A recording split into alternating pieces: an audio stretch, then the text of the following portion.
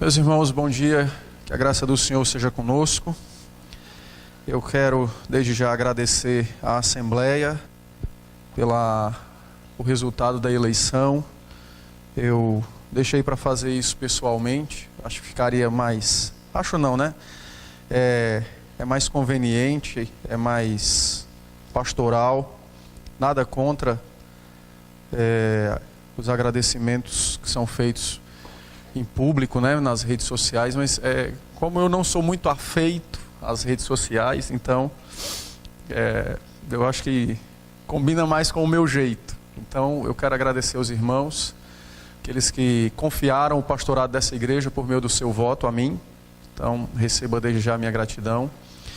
E também ao presbitério, como o pastor falou, me recebeu de uma maneira assim muito amigável, com muito amor, muito carinho.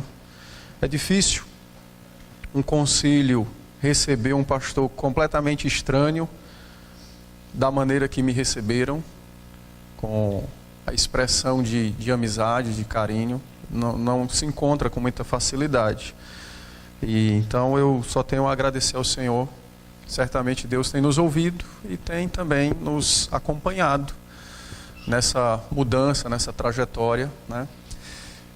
Dessa vez Neuma veio comigo, aqui é a minha esposa querida, e foi uma sábia escolha trazê-la, né? Porque está mais frio do que da outra vez. Então da outra vez dormir sozinho não foi problema, dessa vez seria.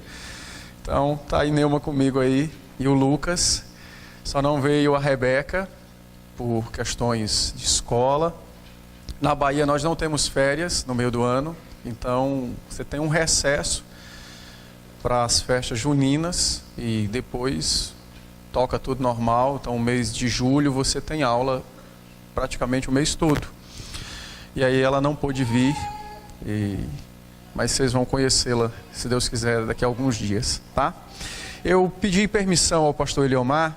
Eu não vou dar aula nessa manhã. Eu vou meditar num texto e depois eu vou abrir para perguntas, tá bom? E aí os irmãos podem fazer qualquer pergunta, tanto relacionado ao texto como qualquer outra coisa que os irmãos julguem que precisa ser falado, tá? Eu acho que fica melhor, porque os estudos geralmente nós damos numa sequência, então às vezes eu vou faltar com algumas informações para o tema, porque como é uma sequência, você já adiantou isso em outros momentos. Então, como eu não fiz isso aqui, né, não é uma sequência, então eu vou fazer dessa maneira. Vamos abrir nossas Bíblias então, em 2 Timóteo, capítulo de número 3, os versos de 14 a 17.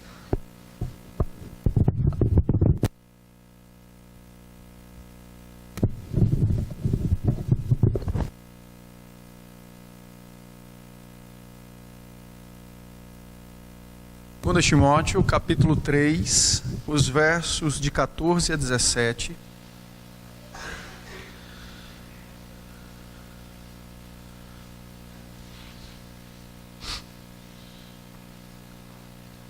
Todos encontraram?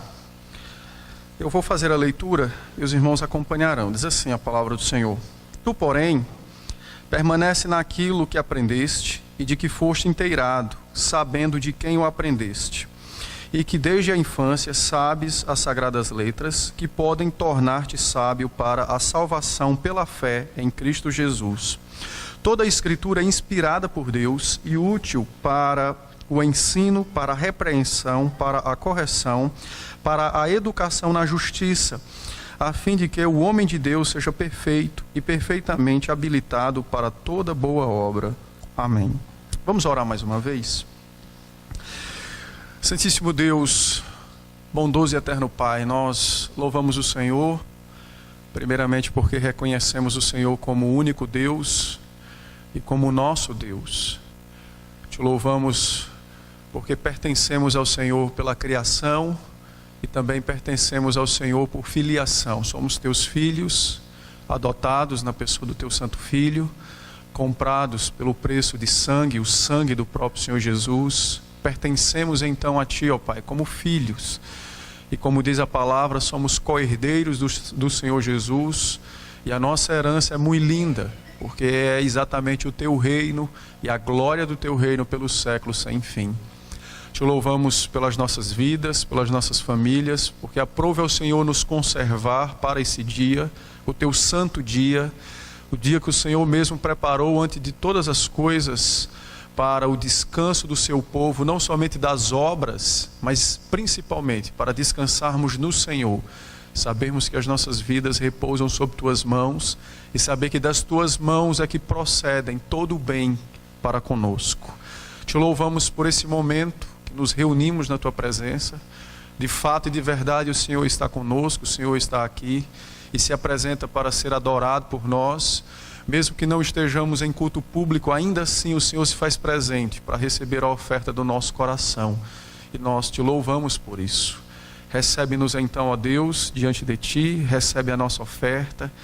É certo que ela é imperfeita, porque nós somos imperfeitos, mas nesse instante nós te suplicamos, olhe para Teu Filho, Senhor Jesus, Ele é perfeito, e que nele o Senhor receba as nossas obras, que pela Sua santidade, pela Sua justiça e pelo Seu poder, o próprio Senhor Jesus santifique, aperfeiçoe as nossas obras e que elas cheguem ao Senhor de modo agradável, para que a glória, a honra e o poder sejam tributados tão somente ao Senhor.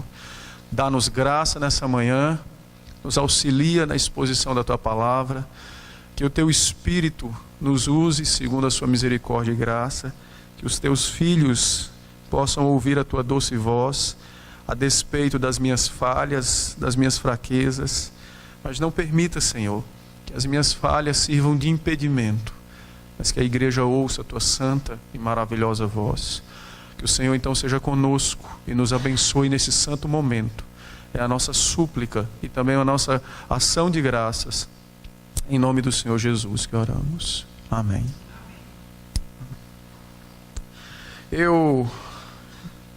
Como esse ano é o ano da reforma, né, os 500 anos, então eu quero tratar sobre o tema sola escritura, só a escritura. Esse sermão seria o sermão que eu pregaria no presbitério, caso fosse necessário, mas não foi. Então eu vou tentar fazer algumas adaptações para que fique mais tranquilo para os irmãos. Quando nós falamos da reforma, nós muitas vezes olhamos para a reforma de um modo pontual, né? Às vezes a gente imagina que Lutero acordou de manhã extremamente humorado e na sua oração ele percebe as falhas que a igreja havia adquirido e praticado ao longo dos séculos, e ele resolve então discordar delas e vai lá na catedral de Wittenberg e prega lá na porta da igreja. Mas não é assim que acontece. Antes de Lutero, outros homens se levantaram, já questionando a prática da igreja e principalmente o porquê que a igreja havia fugido dos seus tesouros. E dentro desses tesouros, nós vamos tratar sobre um que é a Escritura. Os solas da reforma, eles sintetizam o que a igreja, ao longo dos séculos, havia perdido.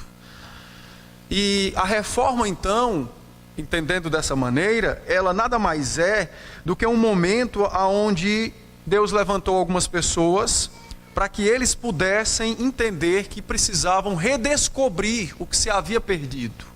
A reforma não é nada novo, a reforma não trouxe novidades para a igreja. A reforma foi exatamente um movimento de volta. Voltar para onde? Para a igreja apostólica, para os dias dos apóstolos, para o tesouro que o próprio Senhor Jesus entregou nas mãos da igreja. E esse tesouro foi se perdendo ao longo dos séculos, pela intromissão de práticas pagãs dentro da igreja. É bem verdade que com o crescimento da igreja no Império Romano, diga-se de passagem, enquanto a igreja esteve debaixo de perseguição do Império Romano, os cristãos, mais ou menos até meados do 3º século, tínhamos 40% de crentes dentro do império. Um número muito grande, diga-se de passagem, para uma época de perseguição extrema. Mas, de alguma maneira, essa história vai mudar. E a partir do ano 311, depois de Cristo, as perseguições irão cessar, porque o imperador Constantino irá, por meio de um documento, declarar a igreja cristã como uma religião do império, não a única, mas como uma das religiões do império. E ao fazer isso, então, as perseguições não podem mais ser infligidas pelo império para com a igreja. E a partir de 313, então, quando a igreja de fato é admitida como sendo legal, então as coisas começam a tomar um novo rumo. Qual rumo? Não há mais perseguição. Infelizmente, naquele momento, a graça divina não foi aproveitada pela igreja. E os homens ou os pastores daquela época olharam para essa falta de perseguição como se fosse um sinal da parte de Deus e permitiram que as conversões não fossem mais pelo poder de Cristo através da palavra e do Espírito, mas agora simplesmente pelo fato de alguém que pertencer ao império, já que o império passaria a se tornar cristão, então automaticamente ele seria um cristão. Eu estou falando de conversões compulsórias. No ano 380, se não me falha a memória, quando Roma declara o cristianismo como a única religião do Estado e tira as escolas, por exemplo, das mãos dos pagãos e traz para as mãos da igreja, então todo mundo do império se tornou cristão. E não houve mais classe de catecúmenos, porque todo mundo se tornou membro da igreja. Então toda desgraça que se possa imaginar vivida naqueles países pagãos começaram a entrar na igreja. E por isso que os tesouros da igreja se perderam, dentre eles o sola escritura. A escritura, ela governa a igreja, porque ela é a revelação de Deus. Ela mostra e dirige-nos ao centro do culto.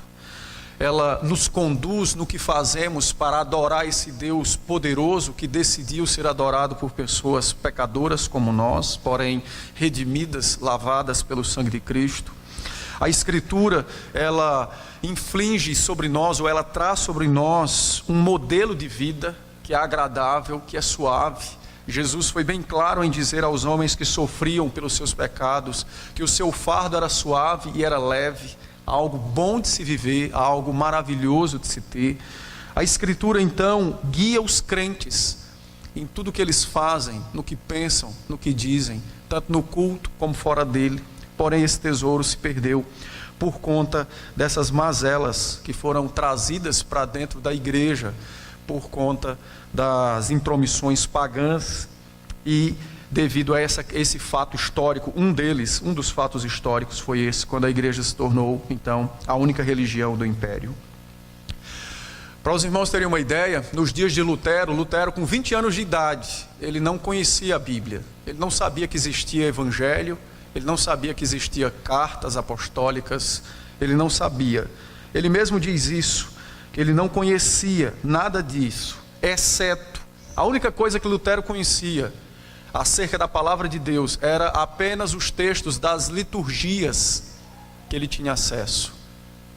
Até que um belo dia então ele encontra uma Bíblia numa biblioteca e ele leva então para o mosteiro para ler, e isso lhe trouxe então alguns problemas, porque os superiores discordavam disso. E foi a partir dessa leitura das Escrituras que Deus o converteu e ele mudou completamente o seu relacionamento com o Senhor. No texto que nós acabamos de ler, o apóstolo Paulo está preso, nós não sabemos aonde. Essa é a segunda prisão de Paulo, não é aquela prisão relatada nos capítulos finais do livro de Atos, não é essa. Aquela de Atos é uma prisão anterior. Paulo foi preso 2 vezes, então a primeira prisão o texto de Atos nos traz, a segunda não. Nós não sabemos bem aonde ele estava, mas sabemos mais ou menos o tempo. Ele está entre 64 e 67 da era cristã. Nesse período o Nero, aquele indivíduo cruel que certamente, se não se converteu, arde no inferno, ateou fogo em Roma e, para justificar a sua loucura, culpa os cristãos, e por isso então essa perseguição tão severa durante aqueles dias, e daí a prisão do apóstolo Paulo. Paulo então escreve a sua última carta. Já estava velho, estava preso, ele sabia que não sairia mais da cadeia, E por isso então a sua carta também tem um tom de despedida, e ele vai dizer em outros momentos da carta a Timóteo: apressa-te, vem logo. Ou seja, é a última chance que nós temos de nos encontrar. Então essa carta, ela retrata perseguição vivida pela igreja para com seu servo, o apóstolo Paulo. Timóteo estava em Éfeso, então a carta é dirigida à igreja de Éfeso, especialmente a Timóteo, mas a aplicação dessa carta seria na igreja de Éfeso. A igreja enfrentava algumas dificuldades, a principal dentre elas era um grupo de judeus que morava na cidade e que estavam então tentando perverter a igreja com discussões sem fins. E você vai ver em outros momentos Paulo falando para Timóteo não se deixar ser seduzido por genealogias, fábulas, porque eram esses os instrumentos usados para tentar desnortear o pastor e possivelmente então a igreja. E havia até inclusive, não é muito certa essa afirmação que eu vou fazer, mas percebe-se do texto que os judeus haviam também aderido a um pensamento daquela época, que tomaria corpo mais adiante, pensamento esse conhecido como gnosticismo, de que a matéria é má e o espírito é bom. Então eles tentaram inclusive corromper a doutrina da ressurreição. No capítulo 2, no verso 18, o apóstolo Paulo fala sobre isso, quando ele diz: e estes se desviaram da verdade, asseverando que a ressurreição já se realizou, e estão pervertendo a fé a alguns. Então, ao que parece, eles estavam inclusive até contradizendo a doutrina da ressurreição, não só a de Cristo, mas a dos próprios crentes, ou seja, tentando fazer com que a igreja deixasse de esperar pela sua própria ressurreição, entendesse que essa ressurreição já havia acontecido, que eles já viviam de modo pleno nessa terra, e por essa razão então não havia necessidade de se manter com o coração ardendo na espera do próprio Senhor Jesus. Então é mais ou menos essa uma das ideias vendidas naqueles dias, que tentavam então corromper a igreja. Ao que tudo indica, alguns irmãos aderiram, ou mesmo que não tivessem aderido, mas se enamoraram por essa verdade. E Paulo então escreve essa carta para orientar Timóteo, a fim de que o apóstolo, melhor dizendo, o pastor da igreja, permanecesse na sã doutrina, porque essa é a única maneira de defender a igreja do erro. A única maneira de defender a igreja do erro é pela sã doutrina. Não é nos isolando do mundo, não é nos enclausurando nos mosteiros, não. A única maneira de nos defendermos de qualquer tipo de erro é pela palavra de Deus. Porque mesmo que nós fôssemos para uma ilha onde ninguém tivesse acesso, mas só pelo fato de estarmos lá, o erro estaria lá, porque somos pecadores e o nosso coração é inclinado ao mal, e a única coisa que pode deter o mal que há dentro de nós é exatamente a palavra, porque ela é usada pelo Espírito para isso. Então Paulo escreve a Timóteo e diz: permaneça nessa doutrina, não tenha medo dos problemas, mas mantenha-se firme, oriente a igreja, pregue o evangelho, porque ela é o escudo de Deus para defender as ovelhas do Senhor Jesus. No verso 15, eu não vou tratar especificamente do verso 14, porque a ideia é falar sobre o tema é esse, sola escritura. Mas no verso 14 a orientação é de permanecer no que aprendeu, olhando para de quem o aprendeu. Então esse texto ele está conectado aos versos anteriores, que fala sobre a mãe, a avó, o ensino que elas trouxeram. Então eu não vou abordá-lo. Nós vamos então direto para o verso 15, quando o apóstolo Paulo então diz que toda a escritura, aliás, quando ele diz que desde a infância sabes as sagradas letras que podem tornar-te sábio para a salvação pela fé em Cristo Jesus. Quando o apóstolo Paulo diz que as sagradas letras, ele está enfatizando o autor dessas sagradas letras, ou o autor das escrituras. Quando ele diz, você sabe de quem aprendeu, você aprendeu isso desde a infância. De fato, há uma importância em saber de quem aprendemos e quando aprendemos. Mas essa importância está debaixo da autoridade daquele que revelou a palavra. Então, por essa razão, a ênfase do apóstolo Paulo, nesse momento, não é que ele se concentrasse no que ele aprendeu por conta de sua mãe ou de sua avó, ou por conta do dia em que aprendeu, como lá na infância. Mas ele deveria se concentrar nas Escrituras e permanecer nelas, porque era a sagrada letra, ou seja, era a Escritura, o autor dela é o próprio Espírito de Deus. Então a ênfase apostólica é na autoria das Escrituras, e Deus logicamente usa instrumentos para trazê-las a nós.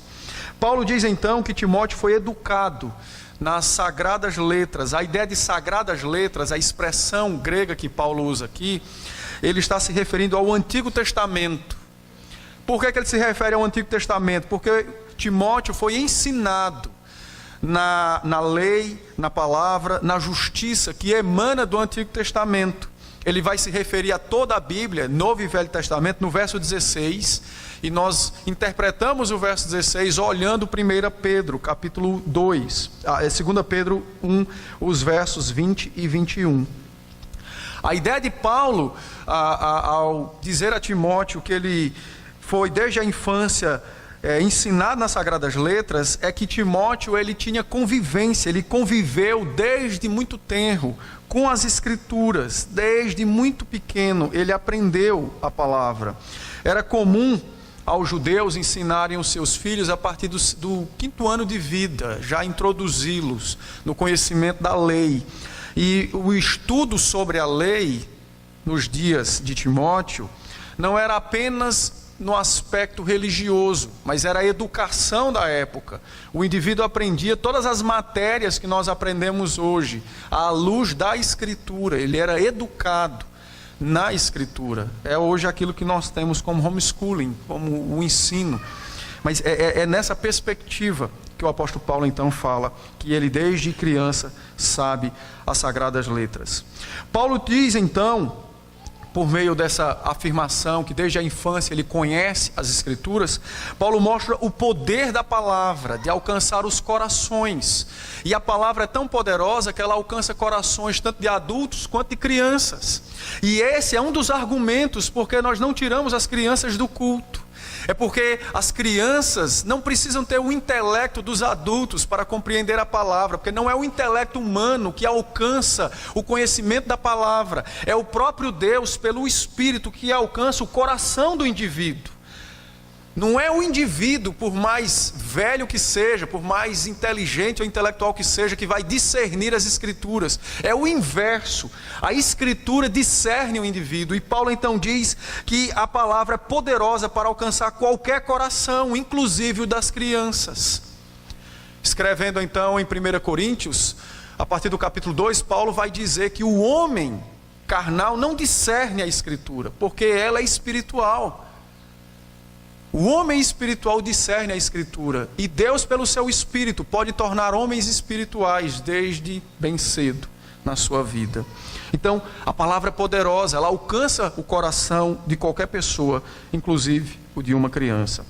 Quando Paulo diz isso, ele está fazendo com que Timóteo lembre-se, volte no passado, rememorize então a sua herança espiritual, aquilo que ele havia recebido de sua mãe e de sua avó, essa herança a qual foi trazida a ele. E ele diz que essa herança pode torná-lo sábio para a salvação. Muita gente entende errado esse termo, de tornar sábio para a salvação, como se a salvação viesse até nós de modo processual, que aí seria essa sabedoria, e o indivíduo um belo dia diz, então eu quero isso. Não, não é assim que funciona. Paulo não está dizendo que ele foi treinado para um dia escolher a salvação. Paulo está dizendo que ele foi treinado na obediência a Deus, a guardar os mandamentos e a aguardar a vinda do Messias. O texto tem que ser interpretado dentro do próprio texto. Então Paulo diz que ele aprendeu as Sagradas Letras, se referindo ao Antigo Testamento. A menção de Cristo no Antigo Testamento não é clara. Então Paulo está dizendo que ele foi ensinado a obedecer a Deus, ele foi ensinado a esperar pelo Messias, ele foi ensinado a aguardar o Salvador. Por isso ele se tornou sábio para a salvação. E o próprio Paulo foi o instrumento de Deus para trazer Cristo a Timóteo. Então, quando Paulo encontrou Timóteo, ensinou então o Novo Testamento, digamos assim, ou abriu os olhos de Timóteo para ver Cristo no Antigo Testamento, então ele foi salvo naquele dia, porque ele de fato recebeu aquele que ele aguardava, aquele que ele estava esperando, aquele que foi ensinado a ele que viria para salvá-lo. A salvação é sempre através da fé. A salvação é sempre por meio de Cristo. E a obediência, nesse caso aqui, esse treinar para a salvação aqui, foi exatamente o ensino do Antigo Testamento a ele, Timóteo, a fim de que ele esperasse pelo seu Redentor. O Redentor veio e foi apresentado a ele pela pessoa do apóstolo Paulo. Um detalhe interessante é que quando Paulo fala de tornar-se sábio para a salvação, e depois Timóteo, logicamente, receber a salvação, por entender que Cristo já veio e morreu na cruz por ele, há um princípio estabelecido nas Escrituras, que é exatamente esse, que não basta apenas aprender por aprender não levará ninguém aos céus, mas aquilo que se aprende tem que ser aplicado, e essa aplicação compete ao Espírito, porque ele aplica ao coração. O aprender muitas vezes fica apenas aqui, mas é o Espírito quem faz com que isso desça a alma, ao coração do indivíduo e modifique a vida dele, transforme a vida dele. Muitas pessoas aprendem verdades da Escritura e elas não fazem a menor diferença na vida delas. É porque a palavra não tem poder? Não, é porque não desceu ao coração. A alma não foi ainda atingida pelo Espírito. A Escritura não faz parte da vida, faz parte do conjunto de coisas que ele conhece, mas não faz parte dele. Então não basta aprender, ela precisa ser aplicada ao coração, ela precisa chegar ao coração, à alma do indivíduo, e ela fará isso, ou ela chegará a essa alma, a esse coração desse indivíduo, por meio do Espírito, porque quando ela chega, ela transforma, ela modifica.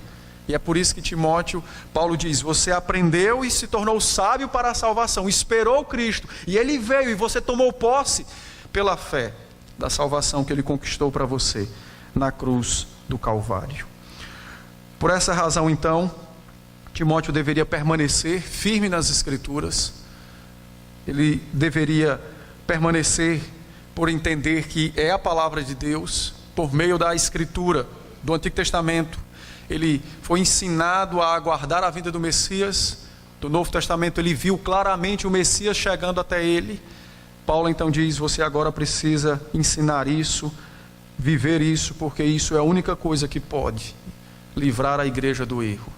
O escudo pelo qual o próprio Senhor da igreja deixou para a igreja foi exatamente a sua própria palavra. A única coisa que mantém a igreja, a noiva de Cristo, pura e unida ao próprio Cristo é as Escrituras. Então ele diz, permaneça nelas, não saia daí, fique aí, ame a Escritura, pregue a palavra, viva a palavra. Ela é a única coisa que vai te guardar do mal. Quando o apóstolo Paulo dá essa ordem ou essa orientação a Timóteo para permanecer na Escritura, ele está exatamente fazendo algo que o próprio Deus já fez em outra época.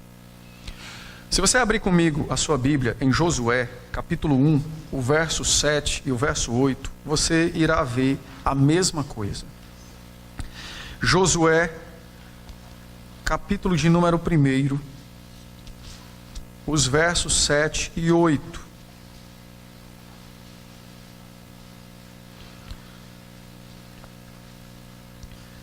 O povo está então prestes a entrar na terra prometida, e o Senhor escreve e ordena então, ou fala a Josué dizendo o seguinte: tão somente ser forte e muito corajoso, para teres o cuidado de fazer segundo toda a lei que meu servo Moisés te ordenou. Dela não te desvies nem para a direita nem para a esquerda, para que sejas bem-sucedido por onde quer que andares. Não cesses de falar deste livro da lei, antes medita nele dia e noite, para que tenhas cuidado de fazer segundo tudo quanto nele está escrito. Então farás prosperar o teu caminho e serás bem-sucedido. Quando a gente lê esse texto, a gente sempre acha que Deus ordenou a Josué ser forte e corajoso para entrar na terra. É verdade. Mas o ser forte e corajoso aqui não é para entrar apenas na terra, é para se manter fiel ao Senhor na terra a qual ele iria entrar. A ordem de Deus é: Josué, seja forte e corajoso. Para quê? Para se manter fiel às Escrituras. Seja forte e corajoso para não se desviar das Escrituras. A ordem não é: Josué, seja forte e corajoso, eu vou te dar todo o poder nos céus e na terra, e você vai derrubar muralhas, aonde botar a planta do teu pé, aquela terra é tu. Não, a ordem é Josué, seja forte e corajoso para se manter santo. A ordem é: seja forte e corajoso para resistir o mal. De que maneira, Deus? Mantendo-se fiel às Escrituras. A ordem é: seja forte e corajoso para fazer o que eu te mando. Porque não é fácil. Há dentro de nós uma resistência contra as Escrituras. O nosso maior inimigo não é Satanás, é o nosso próprio pecado. Porque o indivíduo mora dentro de você, acorda com você, ele fica espreitando para haver um momento de fraqueza, para sobressair-se sobre você. E a ordem então é: a única maneira de vencer esse inimigo é pela Escritura, é trazendo o coração aos pés da Escritura. E por isso Deus então diz: seja forte e corajoso, não se deixe ser seduzido pelas filosofias do mundo, pelos erros do mundo, pelas coisas que parecem ser agradáveis do mundo. Não, seja forte e corajoso em manter-se unido a mim pela palavra. A ordem é: Josué, a única maneira de prosperar nesse mundo é mantendo-se santo, e a santidade não virá sem as Escrituras. Essa é a coisa. E é isso que Deus diz então a Josué: seja forte e corajoso para se manter unido a mim pelas Escrituras. E nos dias de Josué o povo se manteve, mas após a sua morte o povo se desviou. Assim como a igreja, depois da era apostólica, também se desviou. E assim podemos ser nós, também nos dias de hoje. Está tudo bem, mas podemos nos desviar, se nós não mantivermos o nosso coração ligado à Escritura, amando a Escritura, dependendo da Escritura. No dia em que nós acharmos que podemos andar por nossas próprias pernas nesse mundo, será o nosso fim. Certa feita, o Senhor Jesus estava pregando e algumas crianças foram trazidas a Ele. Os discípulos se impuseram, disseram que não. Ele então repreende os discípulos e diz: deixe eles virem a mim. Os abençoa, toca neles e então diz: o reino dos céus é das crianças. O pessoal acha que toda criança vai para o céu. Não, mas isso é outro assunto. Ele disse exatamente que aqueles que vão para os céus são como crianças, têm Deus como pai, dependem de Deus como seu pai, e vivem nessa terra como filhos de Deus, que é o seu Pai. É isso que ele disse. Aquele que vai para o céu é aquele que é submisso à palavra do seu Pai, é aquele que depende dos cuidados do seu Pai, e é aquele que entende que vai para o céu porque ele é levado pelo seu Pai. Ele não vai por conta própria, é o seu Pai que o toma pela mão e o leva. No dia que nós acharmos que somos adultos, maduros, que podemos resolver os nossos problemas ou viver nessa terra pela nossa própria intelectualidade, pelo nosso entendimento, pela nossa sabedoria, será o nosso fim. Porque se levantará dentro de nós o nosso maior inimigo, nosso coração. Com fúria, irá nos seduzir, irá colocar diante de nós as coisas que ele mesmo acha bonito, agradável, mas o final delas é um abismo sem fim. O que faz com que os nossos olhos mantenham-se abertos não é a nossa sabedoria, é a palavra, pelo poder do Espírito. Ela é quem nos faz ver através de uma tentação, o final daquela tentação. Ela é quem nos faz ver o sabor de cometer o pecado sem antes mesmo tê-lo cometido. Ele é amargo, me causará dor. Ela nos faz saber de tudo isso. Sem ela, nós estamos arruinados.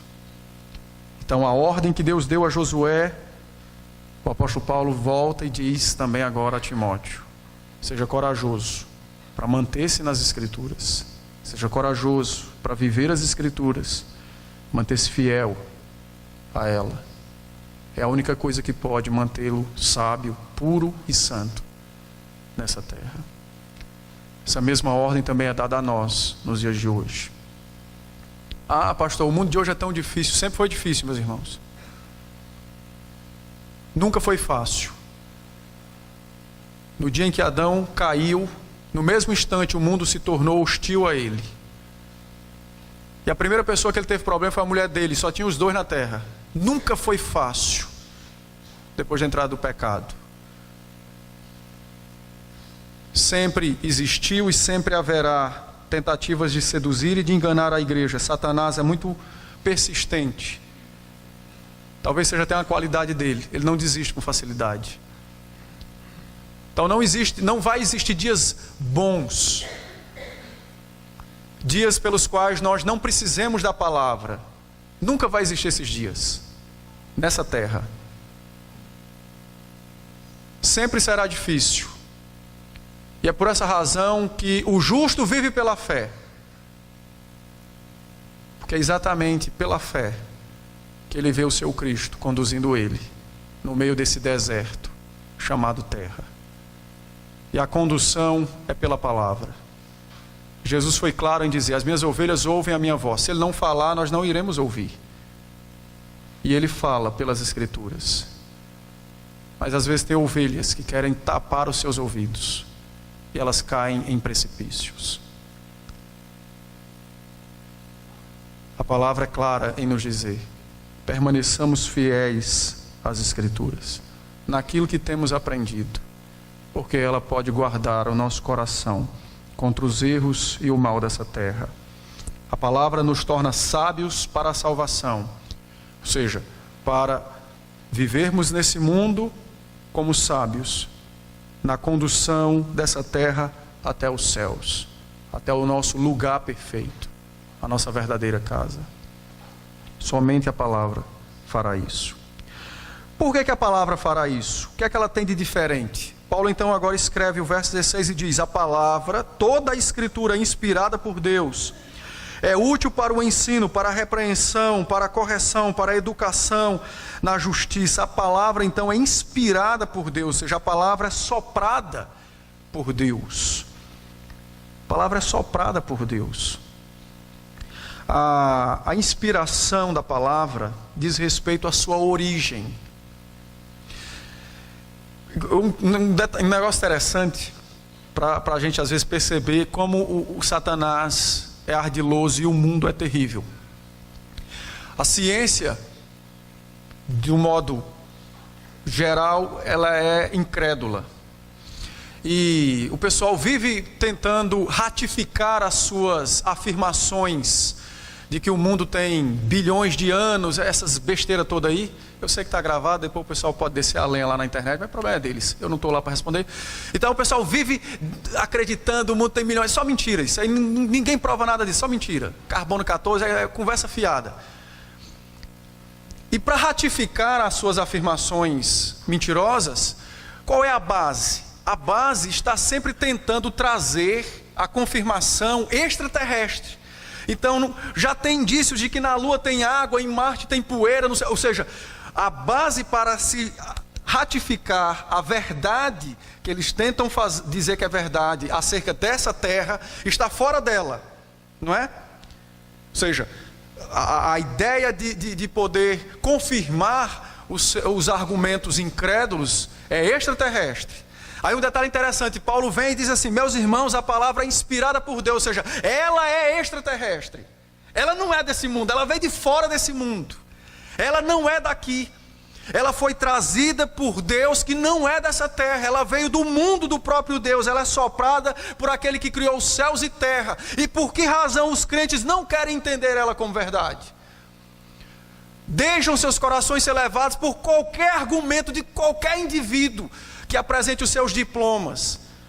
Mas Paulo diz: a palavra inspirada, ela veio de fora desse mundo, ela é extraterrestre, você deve obediência a ela.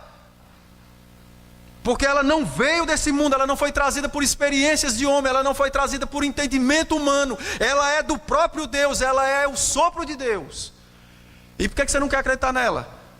Aí vai acreditar nas besteiras que um indivíduo aí, que daqui 10, 15 anos vai morrer e o que ele ensinou vai cair. Só com esse argumento de que tem fora da terra. Da terra não tem nada fora dela, a não ser Deus que governa céus e terra. E que espalhou ao longo do seu universo vestígios da criação dessa terra, que é entendido pelos crentes apenas como manifestação do seu poder e da sua sabedoria, mas para os incrédulos isso serve de engano, porque eles se ausentam dessa terra, se ausentam da palavra, tentando descobrir a origem das coisas fora dela. O próprio Deus faz com que eles se percam na ilusão deles, e isso é juízo e é sentença. Paulo diz: meus irmãos, a palavra foi trazida por Deus à terra. É o sopro de Deus, ela foi trazida. A origem é divina, a autoridade é divina. Ela tem governo sobre a igreja. A ideia da inspiração é exatamente de que Deus e não o homem é o escritor da palavra. O Espírito Santo é o autor da palavra. Os apóstolos, os profetas foram instrumentos como uma caneta para escriturar a palavra. É bem verdade que Deus preservou as habilidades dos seus escritores. É o que nós chamamos de organicidade da palavra. Mas nenhum deles escreveu nada além daquilo que receberam.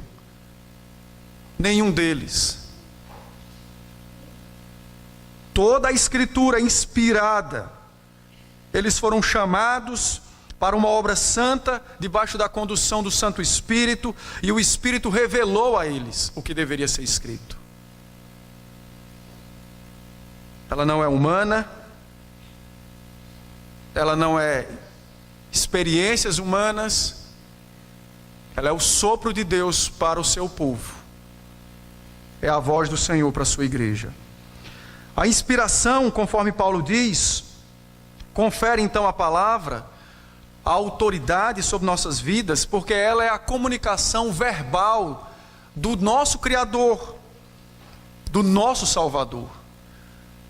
Os pentecostais erram querendo ouvir a voz de Deus fora da palavra. Erram terrivelmente, desprezam a obra do Espírito, com um argumento fútil, meramente egoísta, de dizer que estão buscando o Espírito. Se estivessem buscando o Espírito, estariam aos pés de Cristo, com o coração na palavra. No fundo, o que eles pretendem é ter autoridade sobre os outros, por meio de suas experiências. E por que fogem da palavra? Porque a palavra diz que a experiência está debaixo dela, e ela exerce governo sobre nós. Os homens devem se submeter à palavra. Ela é autoridade na nossa vida. Uma das consequências de querermos nos relacionar com Cristo é exatamente nos submeter à palavra. Essa é uma das consequências. Você não quer se submeter à palavra, então não queira Cristo. É simples assim. Nós não podemos querer a sua pessoa e não a sua vontade. Por meio disso nós podemos afirmar que nem todo culto que se presta a Deus, de fato, é para Ele, ou que Ele recebe. E não pense que Deus está lá no céu com pena: oh, esses irmãos, meus filhos estão ignorantes, eu vou receber o culto deles, mesmo não prestando, mas eu vou receber.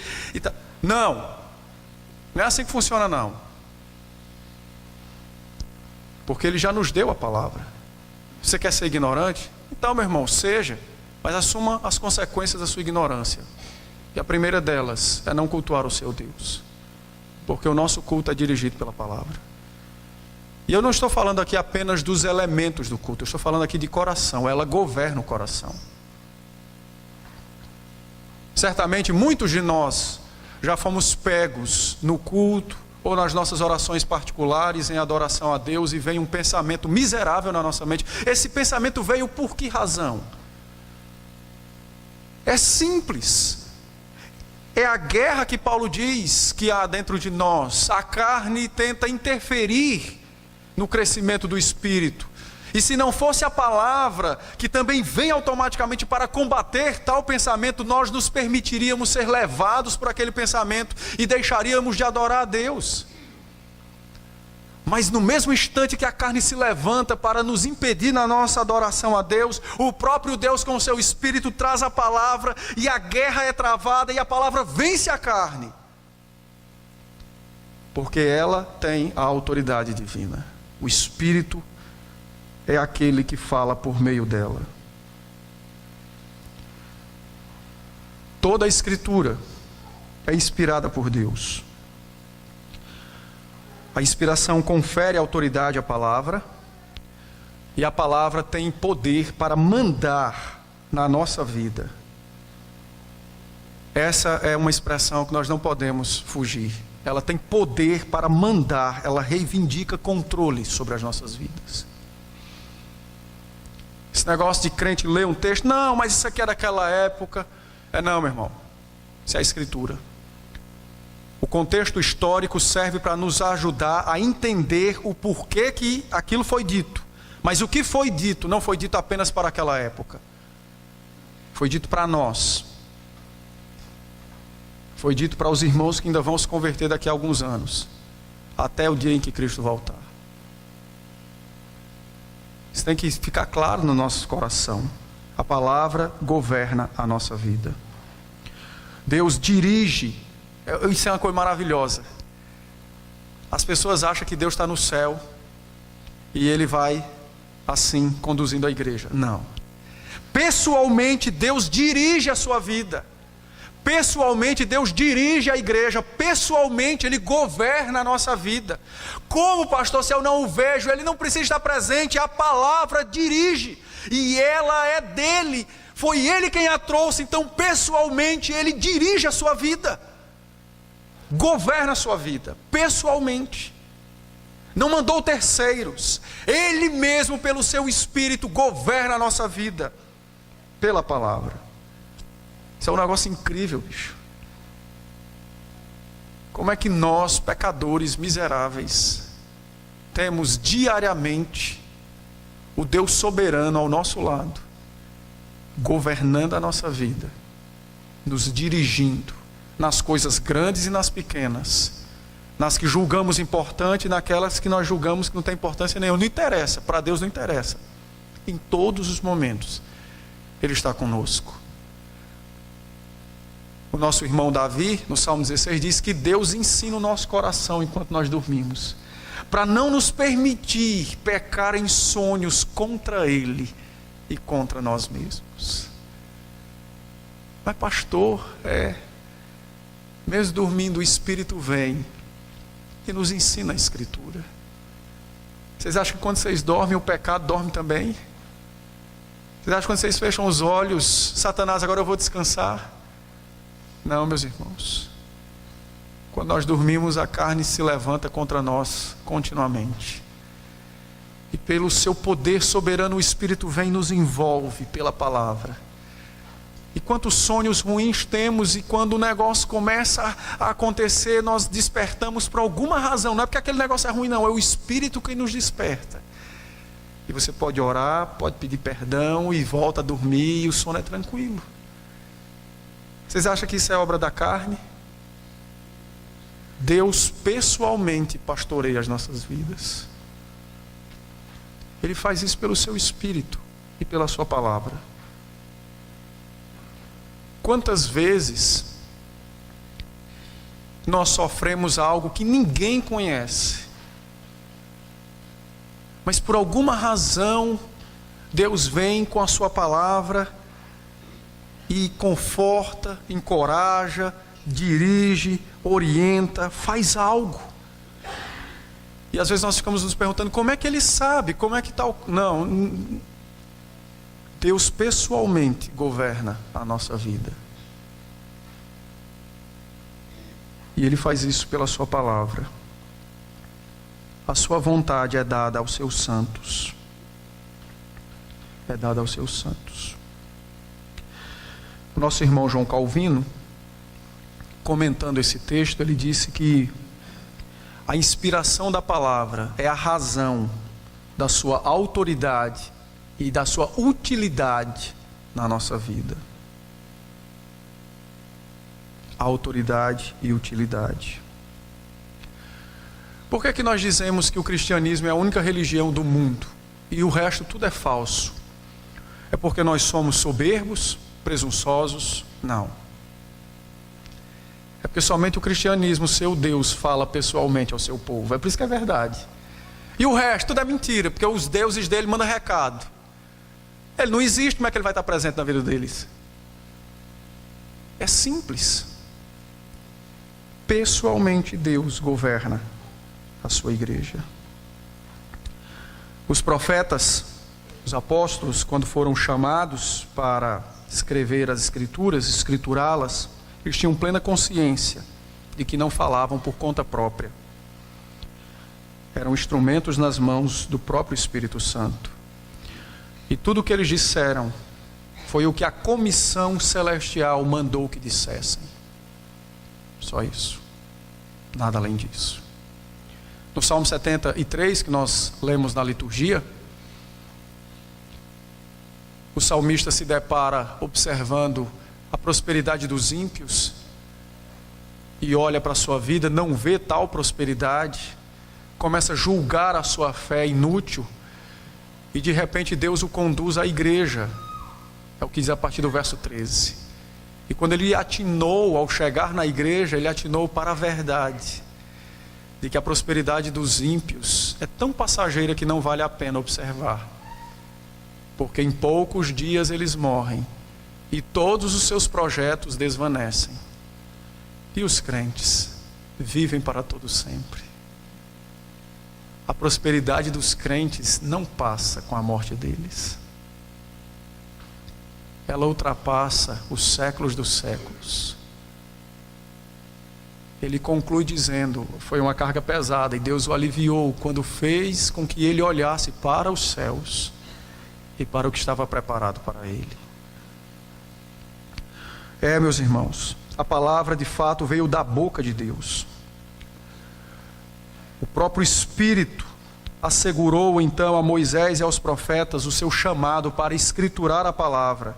E é o mesmo Espírito quem tem nos trazido instrução por meio daquilo que ele revelou àqueles homens.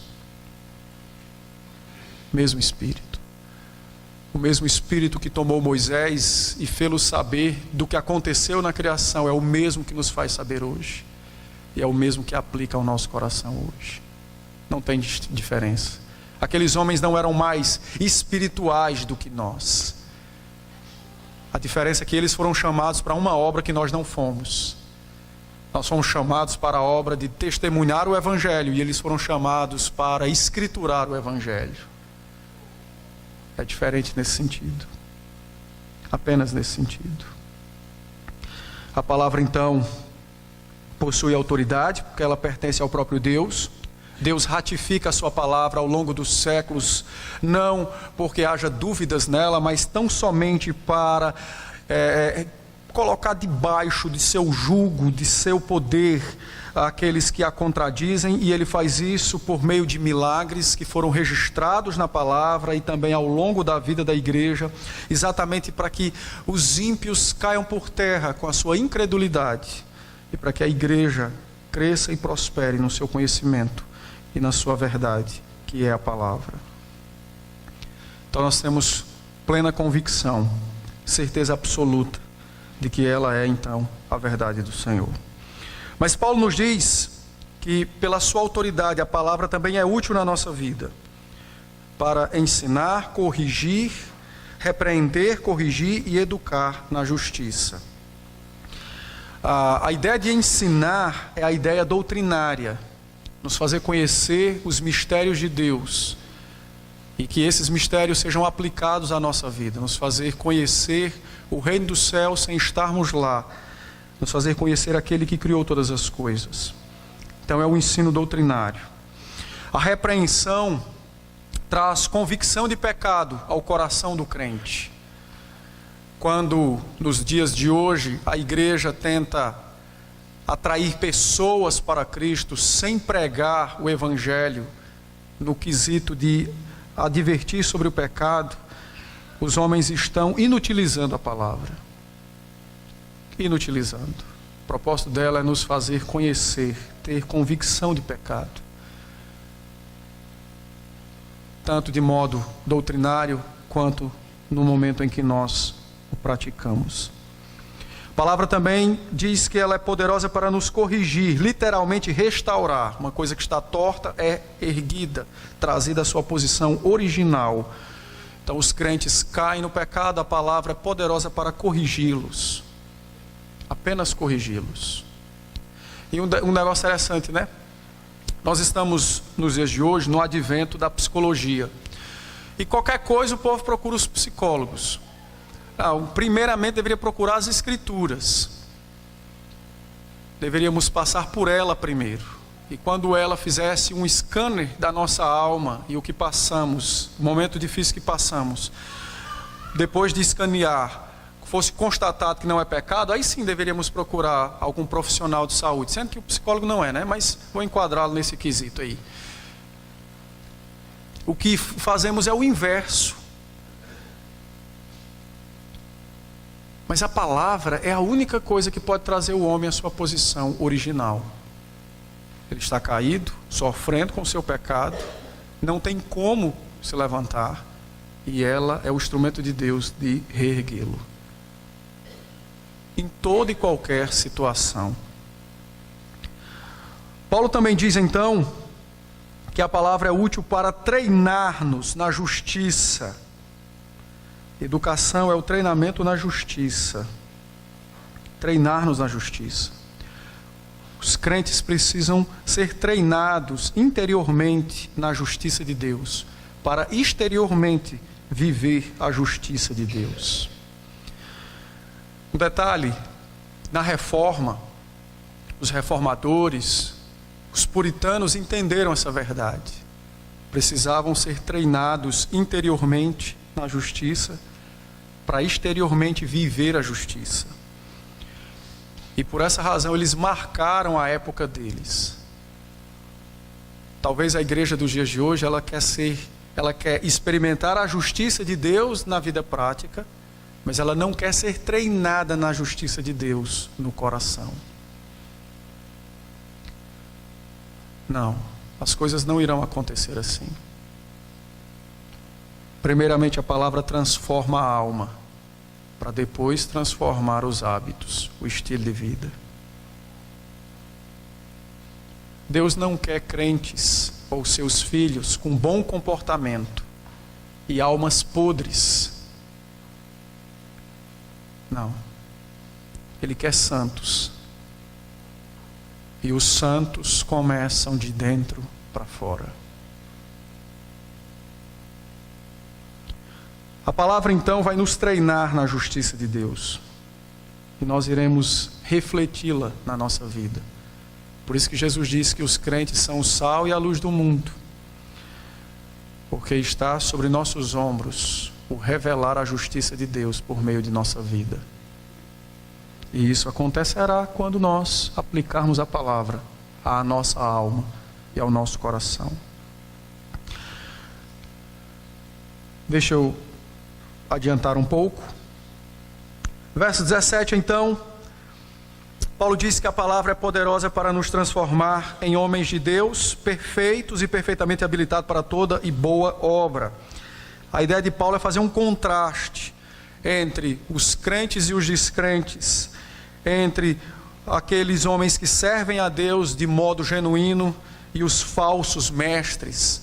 É a ideia de contrastar a inspiração divina com as afirmações erradas provenientes do pecado, que naqueles dias estava então tentando seduzir a igreja do Senhor Jesus que se encontrava em Éfeso. Então Paulo diz que a verdade doutrinária torna o crente piedoso, porque ela dirige as nossas ações. Não existe piedade sem o conhecimento das Escrituras.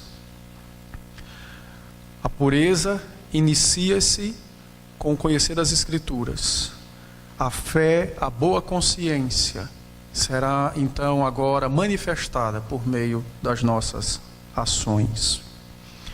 É bem verdade que às vezes nós podemos correr o risco de andar para um dos lados, ou buscar uma vida espiritual demais sem as Escrituras, e aí vamos cair no legalismo, ou irmos apenas para o conhecimento intelectual das Escrituras e esquecermos da prática. Então esse é um risco que corremos. O princípio bíblico é o equilíbrio. Conhecimento das Escrituras e a vivência deles. Então nós devemos buscar isso constantemente. Eu quero concluir fazendo algumas aplicações rápidas, por causa do nosso tempo.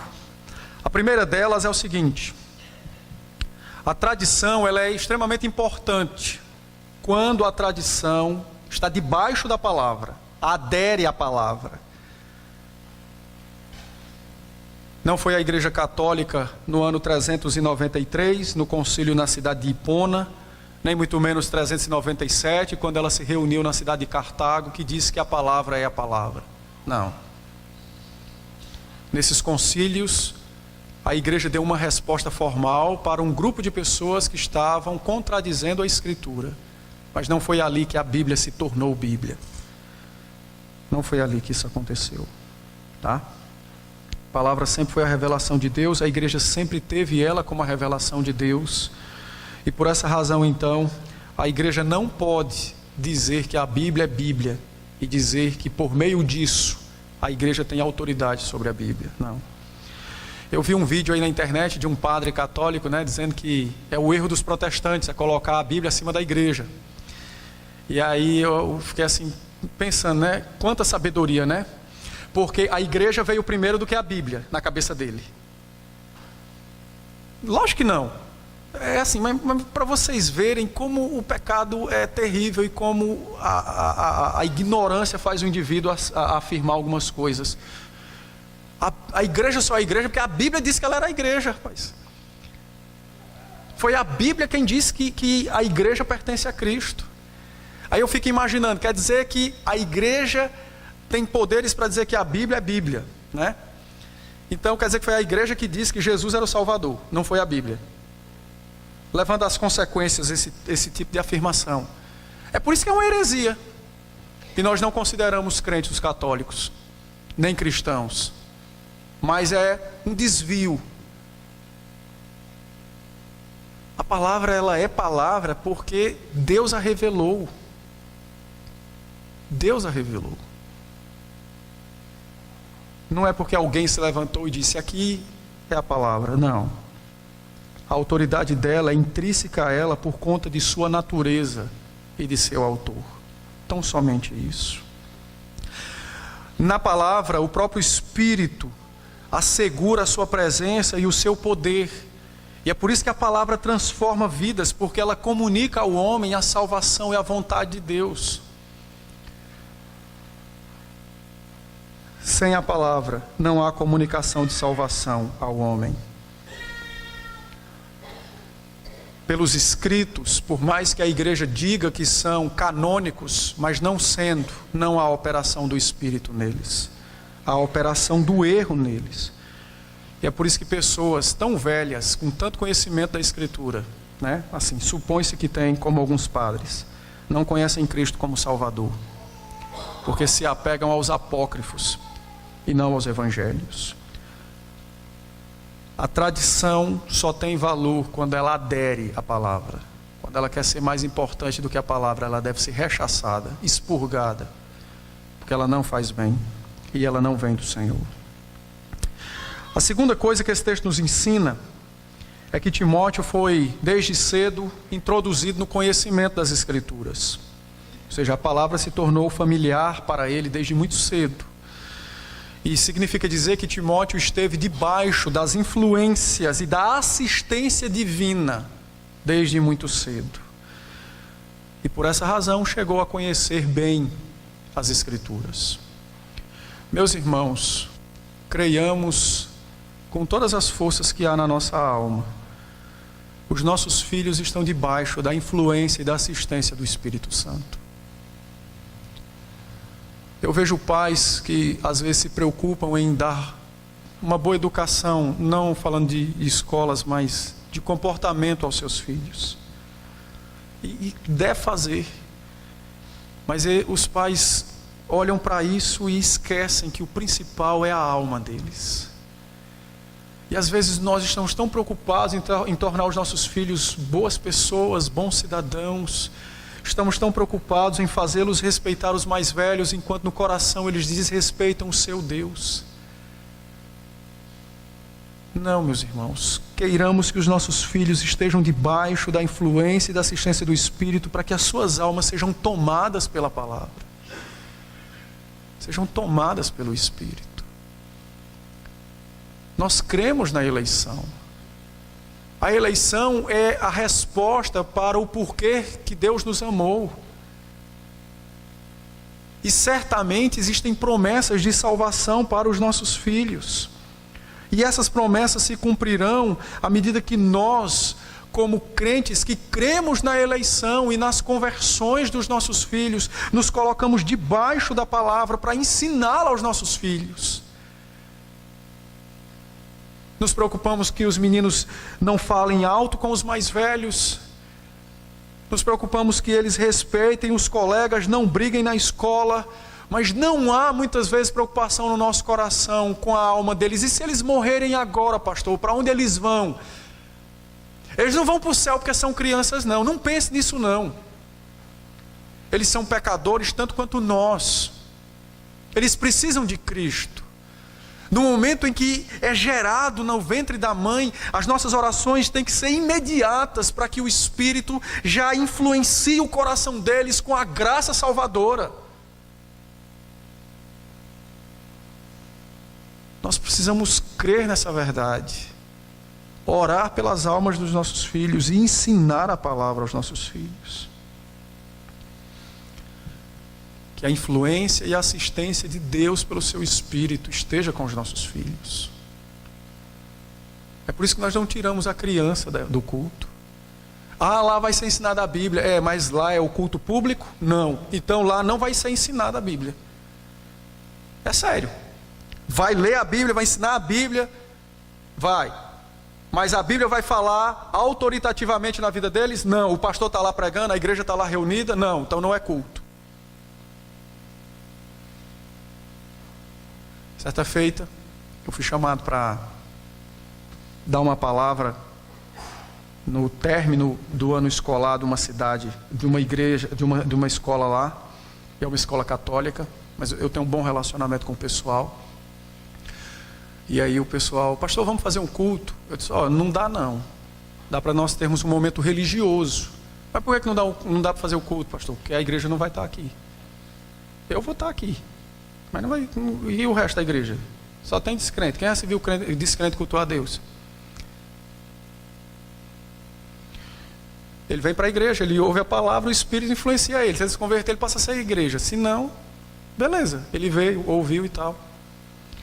Aí o pessoal ficou assim meio chocado com essa informação, né? De que não poderia ter o culto. Poderia ter um momento religioso. E nós fizemos. Teve os cânticos, leitura, eu preguei. Mas o Espírito não agiu? Lógico que agiu. Ele age pela palavra, não é o ambiente. Mas não houve culto. Se os santos não estavam ali. Então nós temos que entender isso. Assim como Deus fala poderosamente e autoritativamente na pregação a um adulto, Ele fala a uma criança. Porque o que faz a palavra ser poderosa não é a mente de quem recebe. É aquele que trouxe a palavra a nós, o Espírito. O poder está nele e não em nós. Então, amem os seus filhos, orem pela conversão dos seus filhos, leiam a Bíblia, ensinem a Bíblia a eles. Tragam à igreja. E creiam poderosamente que os seus filhos estão debaixo da influência e da assistência do Espírito. No tempo certo, Deus irá chamá-los para a salvação. Mas façam isso.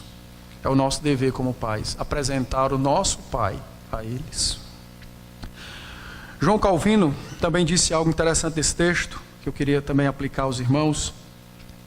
Ele diz que a palavra é útil para a salvação. Por essa razão, todos aqueles que ouvem a palavra precisam ouvi-la com o desejo de tirar proveito para a salvação. Eu já sou salvo, mas eu tenho que ouvir com a expectativa e o desejo de tirar proveito para a minha salvação, ou seja, crescer no meu relacionamento com o meu Salvador. Quando alguém vem para a igreja que ouve a palavra com outros interesses, não procurando a edificação de sua alma no seu Salvador, esses indivíduos se tornam um sacrilégio, porque profanam a palavra. Então, se você vem para o culto às vezes, e o coração e a mente está em outro lugar, e está ouvindo as Escrituras, saiba que você está cometendo um pecado. Ah, pastor, então eu vou embora. É um pecado maior ainda. Curve-se diante do seu Salvador, peça a Ele perdão e suplique que o Espírito, naquele instante, tire do coração e da mente qualquer coisa que esteja lhe atrapalhando de adorá-lo verdadeiramente. Não pode existir em nós qualquer outra expectativa a ouvirmos a igreja, para ouvirmos a palavra, a não ser essa, de crescermos no nosso relacionamento com o Senhor Jesus, de nos tornarmos mais sábios na nossa salvação. Os crentes precisam entender isso. Por outro lado, se eu e o pastor Eliomar e qualquer outro pastor pregar a palavra e não trouxer no seu coração, na exposição da palavra, o desejo de que haja salvação, nós somos agentes de Satanás. Qualquer pastor que pregue fora desse propósito, naquele instante, ele foi um instrumento do maligno e não de Cristo. Porque ele roubou da igreja o propósito original para o qual a Escritura foi inspirada. Eu sei que às vezes é legal ouvir um pastor e contar piada e fazer tiriri, toró. Não, pode ser bom o que for, mas não presta. Faça lá na rua, lá na calçada, no culto, nunca. Porque nós estamos na igreja para ouvir a voz de Cristo e não de homens. E quando os homens falam, Cristo não fala.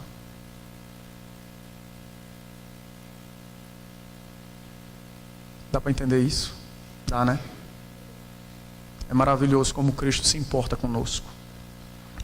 Então, se eu e o pastor Eliomar formos pregar as Escrituras e fugirmos desse propósito, nós profanamos o culto.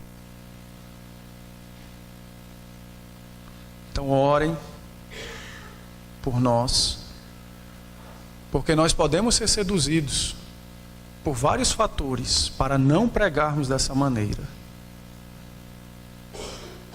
Podemos ser seduzidos para não pregarmos dessa maneira por querermos agradar a igreja.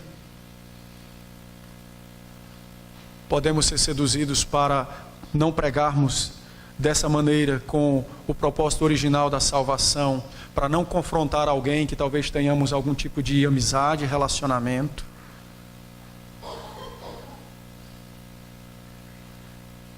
Podemos não querer pregar dessa maneira por ter medo de nós mesmos. Existe uma série de coisas. Precisamos das orações dos irmãos para que o Espírito nos impeça,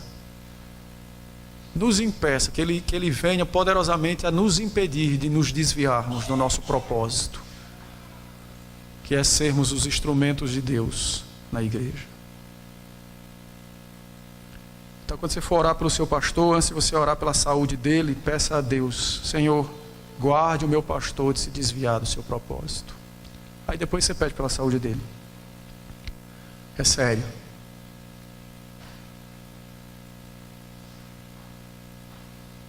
Isso é muito sério. Uma última aplicação para esse texto é que nós, pastores e presbíteros, diáconos, membros de um modo geral, não podemos olhar para a palavra em busca de especulações, de querer saciar os nossos desejos de curiosidade, por que isso, por que daquilo. O que Deus revelou nos compete conhecer, o que não revelou não nos compete conhecer. Especulações podem se tornar pecaminosas quando elas vão além do propósito para o qual a palavra foi revelada. Deus não soprou a sua vontade para saciar o nosso desejo de curiosidade. Tudo que está revelado aqui é suficiente para nos instruir, para nos educar, para nos corrigir, para nos repreender. É suficiente. Então, se alguém faz às vezes uma especulação, tem um desejo de conhecer algo que está além da palavra, você precisa se arrepender desse mal e pedir ao Senhor que transforme o coração. Que Deus nos abençoe e aplique a sua palavra à nossa vida. Vamos orar? Depois da oração, o Senhor pergunta, tá bom? Santíssimo Deus, bondoso Pai, Senhor nosso, louvamos o Teu nome pela Sua palavra. O Senhor tem ao seu lado milhões e milhões de anjos para o servir e para o adorar. Entretanto, aprove ao Senhor nos escolher para que também pudéssemos servi-lo e adorá-lo. Mesmo sendo nós falíveis, e ainda mesmo depois de nossa salvação, portando os resquícios da queda. Entretanto, dia a dia, pela Sua palavra e pelo Seu Espírito, o Senhor nos aperfeiçoa e o Senhor nos modela à semelhança de Teu Filho, a fim de que tenhamos maior relacionamento e intimidade com o Senhor mesmo, a fim de que conheçamos profundamente a Sua paternidade, a fim de que possamos vivê-la plenamente, ainda nessa terra. Nós Te louvamos pelo Seu cuidado, nós Te louvamos pelo Seu amor manifestado a nós, nós Te louvamos pela Sua graça derramada em nossas vidas. Que o Senhor então seja exaltado pelos séculos dos séculos sem fim. Mas nesse instante também precisamos suplicar ao Senhor. Somos ainda falhos. Não temos condições de compreender a Sua palavra plenamente por nós mesmos. O pecado ainda reside em nós. Muitas vezes o nosso coração soberbo resiste ao Senhor. Por isso então, Pai, com o Teu Espírito nos assiste no conhecimento e na aplicação da palavra. Por isso então, Pai, que o Teu Espírito intervenha nesse momento de recebermos a Escritura, de aplicarmos a nossa vida, e que Ele faça com que ela desça ao nosso coração, crie raízes e frutifique, a fim de que nós nos pareçamos cada vez mais com Teu santo e maravilhoso Filho, nosso Redentor. Que a assistência e as influências do Espírito Santo estejam sobre nós, Pai, a fim de nos fazer corajosos para conhecer e viver a Sua palavra, e não nos desviarmos dela em momento algum. Seja conosco, Teu povo, comprado pelo preço de sangue do Teu Filho, hoje e até o dia do nosso encontro com o Senhor. Em Cristo Jesus aqui oramos. Amém. Diga, meu irmão.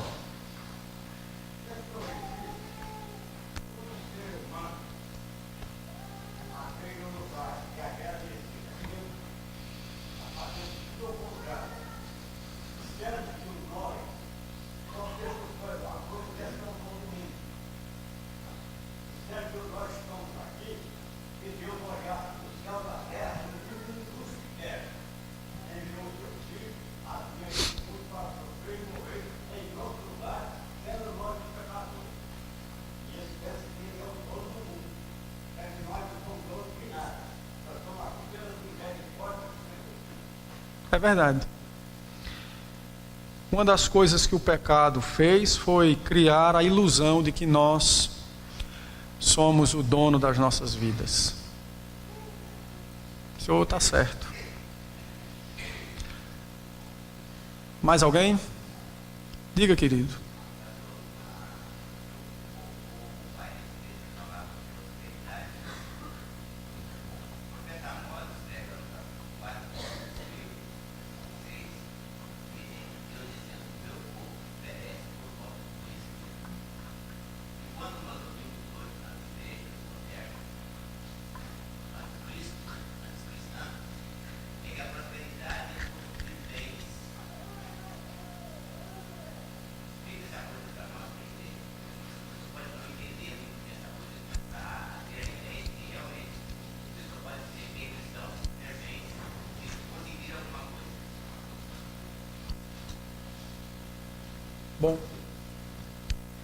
Bom, a gente tem um falso conceito de prosperidade.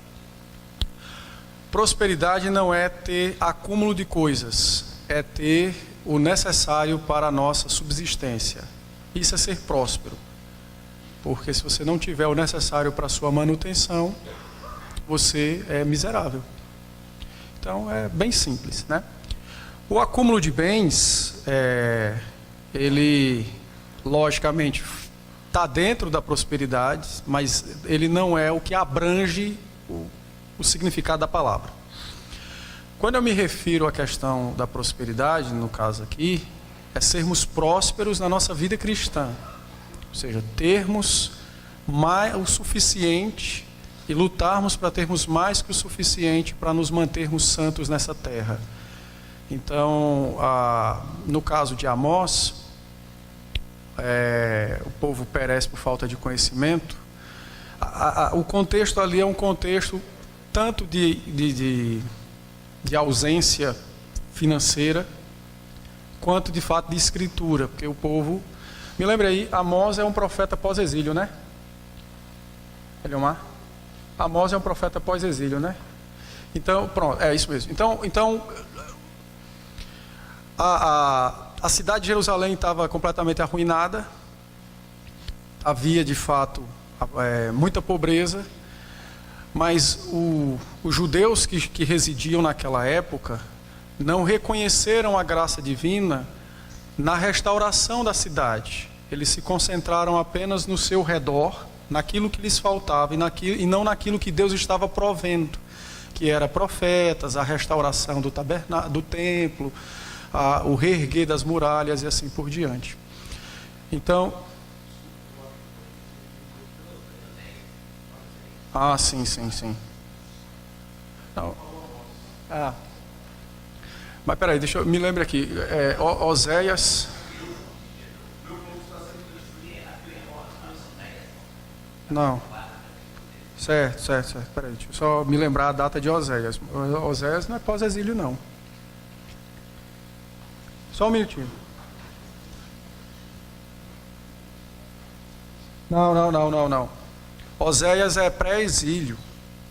Ele escreve no dia de Jotão, Ezequias, rei de Judá e tal. Não.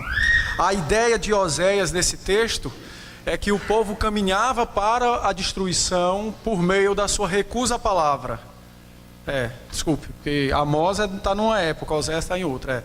Então, e engraçado que era uma época que o povo estava bem próspero financeiramente nesse sentido, e o povo caminhava então para sofrer o exílio, e por conta do seu pecado, da sua recusa às escrituras. Mais ou menos como nos dias de hoje, né? Está tudo bem, o povo vive tranquilo, tem até uma boa condição financeira, mas perece porque recusa serem dirigidos pelas escrituras. Então, a prosperidade bíblica para nós é exatamente termos o necessário para a nossa manutenção. Se aprouver a Deus nos fazer ter um pouco mais que isso, louvado seja Ele. E aí nós temos que usar esse acréscimo segundo as Escrituras, para termos com que acudir o necessitado no dia da necessidade. E voltando para o tema da pregação, para o texto que nós lemos, a prosperidade que eu me referi é exatamente sermos prósperos no nosso relacionamento com o Senhor. Tá? Respondeu? Mais alguém? Não? Então, devolvo a palavra ao pastor Eliomar. Deus nos abençoe. Até a noite.